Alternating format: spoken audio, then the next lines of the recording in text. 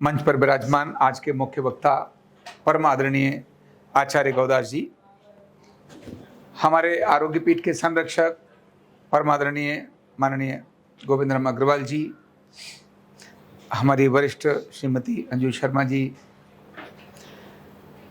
एवं आज के कार्यक्रम में पधारे हुए सभी प्यारे साथियों, माताओं, बहनों। हर महीने हम व्याख्यानमाला का क्रम करते हैं और उसका उद्देश्य एक ही है कि किसी भी एक विषय पर जो आरोग्य से संबंधित हो, लोगों को जागरूक किया जाए। यानी पहले लोग अपने घर में ही स्वस्थ रहने चाहिए, उसके बाद स्वास्थ्य में भी अगर रोग आ गया तो रोग के लिए प्रशिक्षित होने चाहिए, घर में ही ट्रीटमेंट कर ले और फिर भी बात ना बने तब अपना इलाज कराने के लिए बाहर जाना चाहिए। ऐसा आरोग्य पीठ का अपना मंतव्य और विचार है। स्वास्थ्य के प्रति लोगों को जागरूक करना ये इस कार्यक्रम का मेन उद्देश्य रहता है। लेकिन आज तो विषय कुछ और ही है और उस पर लिखा है कि स्वतंत्र भारत में हमारा दायित्व क्या है। स्वतंत्र भारत में हमारा दायित्व कारण क्योंकि 2 दिन के बाद 15 अगस्त है। 15 अगस्त यानी हमारे देश का स्वतंत्रता दिवस, यानी आजादी जिस दिन मिली, आजादी को सेलिब्रेट करने का ये दिन है, उत्सव मनाने का दिन है। लेकिन उत्सव मनाते मनाते हमें अपने दायित्वों को भी स्मरण जरूर करना चाहिए, क्योंकि आज आजादी का मतलब ये नहीं है कि आजादी के लिए जीना है। मतलब क्या है कि बॉर्डर पर जाकर खड़े होना है। आज आजादी का मतलब अंग्रेजों को भगाना है, ऐसा नहीं है। आज हम तो आजाद हैं, आजादी हमारे पास है। लेकिन अगर देखें तो क्या सच में जब से हमारा देश स्वतंत्र हुआ 1947 से और अब तक, तो वास्तव में हम आजादी की तरफ किन किन एरिया में गए हैं और कैसे ऐसे एरिया हैं जो हमें अभी और आजादी प्राप्त करनी है। तो जिनका साम्राज्य था वो हमारे यहां से चले गए और जब वो गए तो देश का विभाजन हुआ।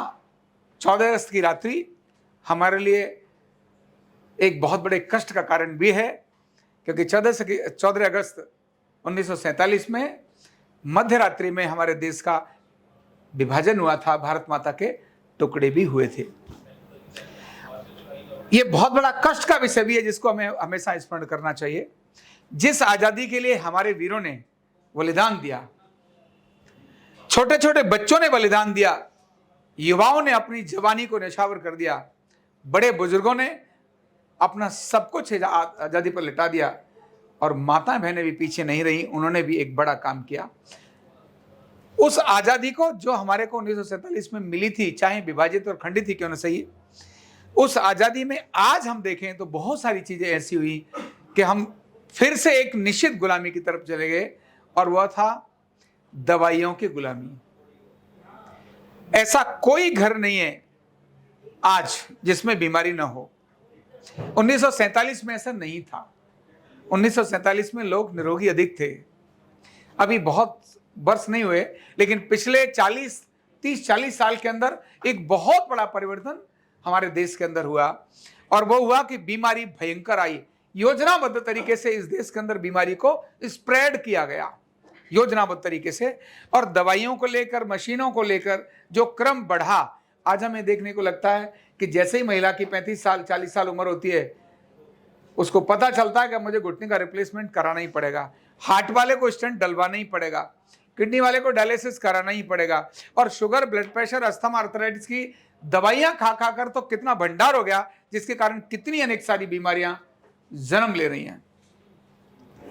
तो वास्तव में क्या ये दवाइयों से गुलामी जो हमारे देश की हुई, दवाइयों के गुलाम हो गए हम, बिना औषधि के व्यक्ति चल नहीं सकता, तो क्या इससे मुक्ति का कोई मार्ग है?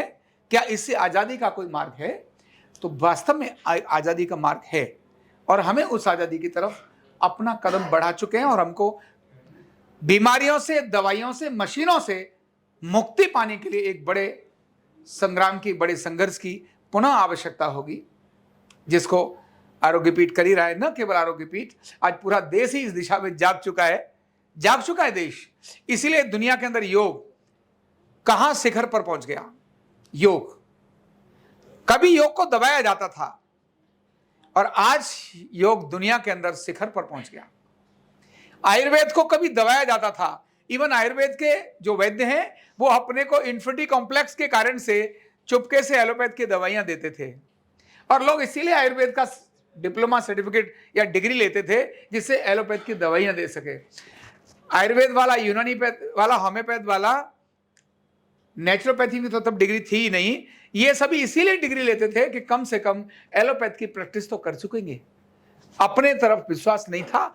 आज सौभाग्य से इस देश का नेतृत्व ऐसा है जिसने भारत की इस जान आयुर्वेद को पुनर्स्थापित करने पर काम किया है। और हरि भी चाहता है ना कुछ और। कोरोना भी इस तरह का आया जिसने आयुर्वेद की पहचान को दुनिया के अंदर पुनर्स्थापित किया। तो कभी कभी कहते हैं ना, प्रॉब्लम, समस्या अपॉर्चुनिटी देती है और भारत ने इस अपॉर्चुनिटी को हिट किया। दुनिया के अंदर आयुर्वेद आया। लेकिन फिर भी मैं बात करता हूं, आयुर्वेद भी अल्टीमेटली कहीं ना कहीं हमको, गुलामी शब्द तो नहीं प्रयोग करूंगा, लेकिन डिपेंडेंट बनाता है। वहां भी तो औषधि है तभी तो लाभ होगा। अगर औषधि नहीं है तो लाभ क्या होगा। होम्योपैथ बहुत अच्छी है लेकिन औषधि है तभी तो लाभ होगा। अगर औषधि नहीं है तो लाभ नहीं होगा। एलोपैथ की सर्जरी बहुत अच्छी है, मेडिसिन बहुत अच्छी है जो पर्टिकुलर किसी खास एरिया में काम आती होगी, लेकिन जब वो है तभी तो लाभ होगा। अगर वो नहीं है तो कहां से लाभ होगा।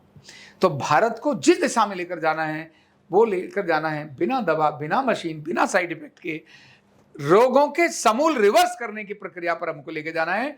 और वेलनेस न्यूरोथेरेपी इस सारे काम के लिए सिद्ध होती है। कभी भी कहीं भी परिणाम दिखाती है। किसी प्रकार का कोई साइड इफेक्ट नहीं है, कोई मेडिसिन की जरूरत नहीं है, न घरेलू, न बाहर की, न रेमेडी की जरूरत है। अपने आप में न्यूरोथेरेपी अपना चमत्कार दिखाती है। तो ऐसी यह चमत्कार दिखाने वाली थेरेपी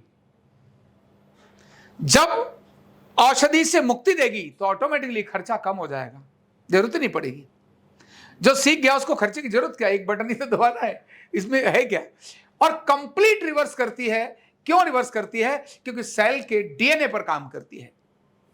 अर्धनारीश्वर का सिद्धांत उस डीएनए पर काम करता है।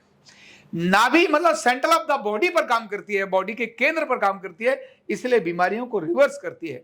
लेकिन अभी और अनुसंधान की, रिसर्च की इसमें आवश्यकता है। केवल हमने बोला उतना हो गया ऐसा नहीं, लेकिन हाँ इसके अंदर क्षमता है, कैपेसिटी है कि इसके अंदर रिसर्च करने के बाद इन सभी बीमारियों के, जिन बीमारियों को ठीक नहीं कर पा रहे हैं, आखिर क्यों नहीं कर पा रहे हैं, इस पर और बड़े अनुसंधान की जरूरत है। और अनुसंधान और जिस प्रकार से प्रक्रिया में चल पड़ी है न्यूरोथेरेपी, क्योंकि अभी गवर्नमेंट अप्रूव्ड पहला वो विज्ञान है जिसको भारत नहीं जानता था, जिसका कोई मान्य ग्रंथ नहीं था, तब तक मान्य ग्रंथ नहीं था, लेकिन ताकत थी इस विज्ञान के अंदर। इसकी ताकत के आधार पर यह सरकारी मान्यता प्राप्त करने वाला विज्ञान बना। आज तो इसके अंदर ग्रंथ हैं, आज तो इसके अंदर किताबें हैं, आज तो इसके सिद्धांत प्रॉपर प्रतिपादित हैं, जो इसके प्रिंसिपल हैं वो प्रतिपादित हैं। अब उन पर और अधिक काम करने की आवश्यकता है। और मैं ये बात बोल रहा हूं और ऐसा ही होगा जब हम देश की स्वतंत्रता के 100वां वर्ष मना रहे होंगे 1947 में, 2047 में, तब एलोपैथ तो होगी लेकिन उतनी होगी जितनी जरूरत है। आज जिस प्रकार के सब तरफ व्याप्त है ऐसा नहीं होगा, क्योंकि देश का सिस्टम बदल रहा है। इंटीग्रेटेड मेडिसिन आ रही हैं। आयुर्वेद का स्थान भी होगा और वो आज से बहुत बड़ा होगा, क्योंकि आयुर्वेद में भी तब तक अनेक अनुसंधान हो रहे होंगे और भी अनेक पारंपरिक चिकित्साएं भी इस समय पर आ रही होंगी। लेकिन 2047 में भारत की प्रथम जो चिकित्सा पद्धति होगी वह न्यूरोथेरेपी होगी। और यह केवल कोरी कल्पना नहीं है, उसके पीछे तथ्य है, उसका आधार है और उसकी ताकत है कि 2047 में न्यूरोथेरेपी ही देश की प्रथम चिकित्सा पद्धति होगी। क्यों?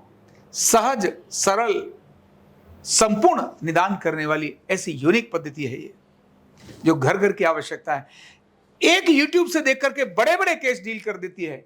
हम दंग रह जाते हैं जिस प्रकार के केस यहाँ ठीक होते हैं, दंग रह जाते हैं। हमको खुद नहीं लग रहा होता है कि ये ठीक होगा। राज की बात तो यही है, हमें खुद नहीं लग रहा होता ये ठीक होगा, और सामने वाला कहता है साहब मैं तो 15 थेरेपी में ही बढ़िया हो गया। मल्टीपल प्रॉब्लम्स को सॉल्व करने का काम ये करती है, क्योंकि यह जिस दिशा पर काम करती है वो दिशा बहुत यूनिक है, और वो है आयुर्वेद की जो परिभाषा है ना, समदोष समग्निश समधातु मलक्रिय प्रसन्न आत्मेंद्रिय मनः स्वास्थ्य इति विधीयते। समदोष तीनों दोषों पर काम करती है, बात पित्त कफ तीनों दोषों पर काम करती है। समग्निश सभी अग्नियों पर काम करती है। समदोष समग्निश समधातु धातुओं को संतुलित करती है, यानी त्रिदोष को संतुलित करती है, अग्नियों को संतुलित करती है, धातुओं को संतुलित करती है, और एक्सक्रीशंस को संतुलित करती है। जिनको यूरिन नहीं आ रहा था उनको यूरिन मोशन सब आना शुरू हो जाता है। और प्रसन्न आत्मेंद्रिय मन, जो आत्मा इंद्रिय और मन की प्रसन्नता पर काम करती है। ऐसी अद्भुत ये विज्ञान जो शरीर मन और आत्मा तीनों पर काम करती है, जो पंचकोश को कंट्रोल करने का काम करती है, कंट्रोल नहीं, पंचकोश को सामान्य करने का, व्यवस्थित करने का काम करती है। ऐसी यह चिकित्सा निस्संदेह अपने स्थान पर पहुंचेगी। लेकिन हाँ, एक बात कहकर मैं अपनी बात पूरी करूंगा। ऐसा नहीं है कि तुरंत पहुंच जाएगी। पहुंचेगी कैसे? तो जो करने वाले लोग हैं ना, आज जो लोग कर रहे हैं, इनको अपना पुरुषार्थ और पराक्रम दिखाना होगा। काम तो होगा क्योंकि वो तो हरि ने ठाना है, हरि ने ठाना है, तभी कोरोना आया, और इसीलिए आयुर्वेद दुनिया के अंदर स्थापित हो गया, योग दुनिया के अंदर स्थापित हो गया। ये तो उसने निश्चित किया ही है। लेकिन करने वाले लोग, 47 में देश स्वतंत्र हुआ, उससे पहले भी 1857 में क्रांति हुई, लेकिन फेल हो गई, क्योंकि उस समय करने वाले लोगों में कहीं कुछ थोड़ा अंतर आ गया, ओवर कॉन्फिडेंस प्रस्तुत हुआ, या जो भी कुछ हुआ। 100 साल का क्रम लगाना पड़ा। 47 में फिर से हुआ, लेकिन तब भी कुछ चूक रह गई कि स्वतंत्र हुए लेकिन विभाजित हो गए, क्योंकि उस समय के नेतृत्व ने जो रोल प्ले किया वो बड़ा महत्व का था। न्यूरोथेरेपी के लिए भी रोल प्ले करने वाले लोगों की बड़ी भूमिका की आवश्यकता है। जो न्यूरोथेरेपी से जुड़ा है उसको सच में 100% इंटेंशन के साथ न्यूरोथेरेपी पर काम करने की जरूरत होगी। वही होगा इसका एक प्रचारक, वही होगा इसका एक आदर्श, और वही लेकर जाएगा, क्योंकि न्यूरोथेरेपी हमारे सबके नाम से जानी जाएगी।